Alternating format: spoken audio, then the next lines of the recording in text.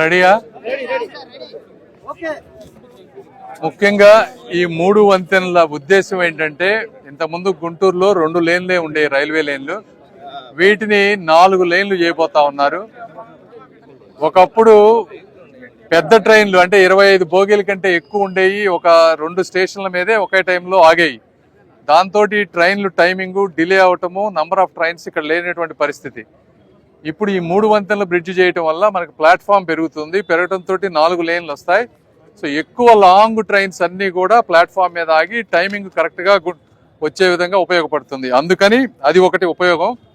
రెండోది, రేపు శంకర విలాస్ బ్రిడ్జి ఏప్రిల్లో స్టార్ట్ చేసినప్పుడు ట్రాఫిక్ డైవర్షన్కి మనకు కావాలి. అందులో ఇది ఒక ప్రత్యామ్నాయ మార్గం. కాబట్టి దీన్ని కూడా దృష్టిలో పెట్టుకొని సాధ్యమైనంత ఫాస్ట్గా చేయాలని నిర్ణయించాం. అయితే అనుకున్న దానికంటే 1 నెల లేట్ అయింది. ఎందుకంటే ఎప్పుడో 60 సంవత్సరాల క్రితం వేసినటువంటి పైప్ లైను తెలియకపోవడం వల్ల అది బ్రేక్ అయ్యి కొద్దిగా లేట్ అయింది.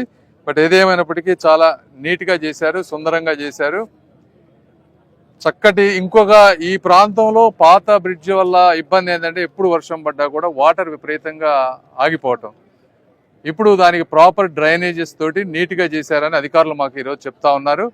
అయితే రేపు ఒక వర్షం పడి పెద్దగా వచ్చినప్పుడు మాత్రమే అది ఎంతవరకు 100% పర్ఫెక్ట్ అయ్యేదని తెలుస్తుంది.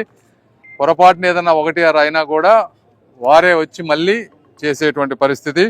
దీనికి 5.5 కోట్ల రూపాయలతో చేయటం జరిగింది.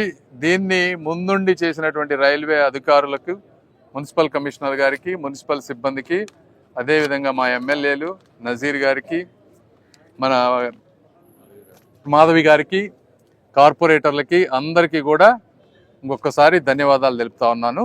అదేవిధంగా ఈ ప్రాంతంలో దీనికోసం ఓపికగా వెయిట్ చేసినటువంటి ప్రజలకు కూడా మనస్ఫూర్తిగా అభినందనలు తెలుపుతా ఉన్నాను. ఈ సందర్భంలో నేను ఒక విషయం చెప్పాలి.